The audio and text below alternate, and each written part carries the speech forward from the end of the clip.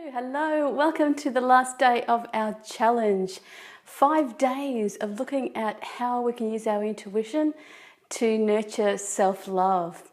And I hope you've found it as challenging as I have, in a really good way, to allow things to come up and allowing us to really have a look at where we stand with our interpretation of self-love and how we do actually give ourselves self-love. Noticing self-love has been a really a big part of my week while I've been going through this challenge with you. Noticing when I do and when I don't, and checking in with myself and catching myself being really negative has been quite an eye-opener, really. So today is day 5 of our challenge, and we are going to be looking at our own version of defining self-love. And that is really, really exciting for us because we get to say what self-love is for us in our own version. Think about how much bombardment we get from media about self-image, about the right and wrong ways to perceive yourself, about success, not only on television, but here on Facebook as well, the images that we see about other people's success. And then we do a really negative thing, like we compare ourselves. And how fair is it to compare yourself with somebody's success when you're just starting out on something? It might be something that you admire about someone else, but you don't know how far or how hard they've worked on their self to get to where they are. And it's really unfair for us to compare ourselves to other people's success without really knowing the journey that they've gone through, and the hard times and the ugly times and the negative talk that they've gone through. And the other thing really is looking at it as your own journey and not having any comparisons outside. And that's a really challenging part of self-love, but I think it's a part that we can take on going forward from today, to really noticing not to compare ourselves and staying in our own version of what we consider to be a way of loving ourselves. So I do have in the portal the notes here, and I'm just going to brief over them so I don't forget anything. So really what I wanted to say today is we're going to make a version of our own idea of what it is going forward to be loving to ourselves. What is that going to look like for us? What will that mean for us?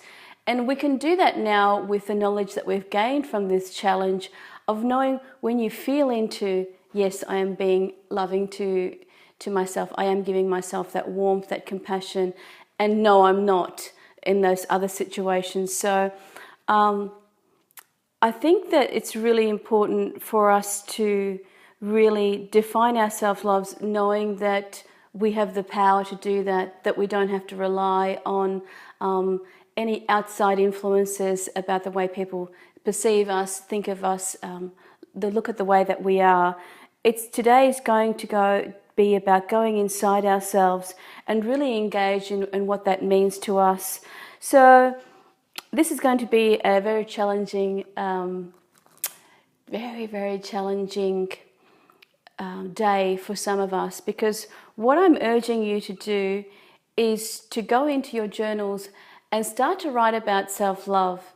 Now, it's not 1 or 2 sentences. What I want you to do is to put a timer on for 10 minutes. And you start writing when the timer starts, and you do not stop until you hear that alarm. And what that does in those 10 minutes, it allows you to get out all of the head stuff first and come through to really define what self-love is for you. And it is a challenge to write for 10 minutes non-stop. So try not to overthink it, and try not to write and edit, like going back and fixing things up. What you want to do is you sort of want to start to write non-stop. And I'm just going to flick through to mine And I just wrote and wrote and wrote. And I think the first page and a half was venting, getting things out of what my perception was and the people who I feel are kind of toxic in my world, and the ones that I kind of take on their perception of me and it's not really me. And then I started to really fall into my intuition and enjoy what the intuition was bringing up for me. And it was, words like care and feeling and warmth and heart experiences defining my success through my heart, not jumping from reaction, stopping more and checking in with myself. So it was almost like my intuition was kicking in and guiding me in the way to what to look for, what are the pitfalls of giving myself negative talk, and what are the gems, I guess, to the keys in terms of my emotions and what to look for, and the feeling in my body of when I am giving myself that self-love. And I just wanted to share another part that we can write in our journals is after you complete the 10 minutes, which is quite challenging, but I really encourage it because the stuff that comes out is just pure wisdom from your heart, and it's really, really a powerful thing to do. But I want to share with you what I wrote after the 10 minutes of writing. I wrote the first minute was good, the third minute was hard because I wanted to sort of stop after 3 minutes, and then I went into my head a bit, then pushing through brought a rush of things that really wanted to come out. So there was this whole layer that started to rush out of me once I got out of my head. So I sort of got out of my own way, in a way. So pushing through helped me to see things that were locked inside of me that I had forgotten.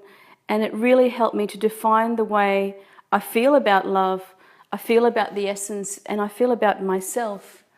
So if that inspires you, I hope it does, because it's good to sort of see, I'm getting the word blocks. It's good to see the blocks. And I know a lot of you have been commenting, and thank you for your honesty about your blocks and your fears.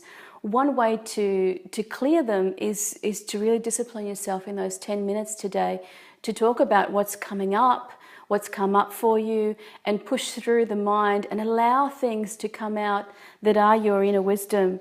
There are no sort of boundaries about what can come out, and it's really important for us to give ourselves that space today to really challenge ourselves and put that timer on and write about your version of your own self-love. And this is something very private that you can keep and treasure for yourself. You don't necessarily have to share what your version of self-love is to the group, but I would love for you to share your experience of writing for 10 minutes without stopping, just to see what that felt like to you, because I haven't done it before with a timer. I've done a lot of channeling writing with my intuition, but I haven't done it with a timer. And it was really interesting to sort of see after 3 minutes that I wanted to stop and not allowing myself and just letting the pen go and continue writing. And so that's a beautiful experience as well. And I hope that you are going to join us today in day 5's challenge of automatic writing, I guess it is, about our definition of self-love. It's going to be locked up somewhere inside of you. It's going to surprise you. It's going to challenge you. But it is such an amazing experience to do. And the things that might come out of it may really surprise you in a good way. And you may find also that you'll be able to clear any negativity as well. So that's really, really important. I'd love for in the thread today for you to share your major aha moments, major things that you learnt during this that you can take with you. What are the gems that you learnt during this challenge? What things did you overcome? What things do you know you're going to work on next? Do you feel equipped to work on them on your own? Remember, you can go back, and especially if you're printing these out, putting them in your journal and read them and go over them. And you may be able to go deeper in every day's challenge again and discover new things. And especially if you're feeling that blocked, Now, I wanted to share with you what I have on offer at the moment for those of you who do want to go deeper and feel more complete with this challenge.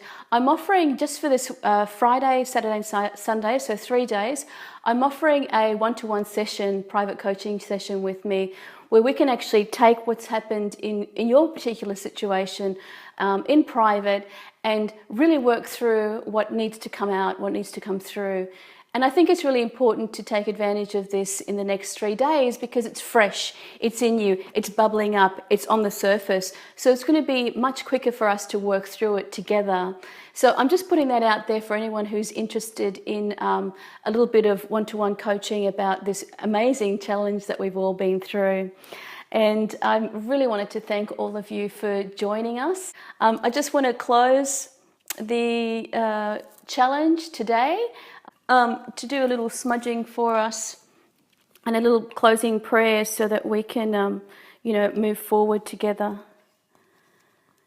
So if you do have some incense or a smudging stick, you can, if it's close by, you can grab that now and join me in our blessing and closing, like a little closing ceremony, I guess, for us.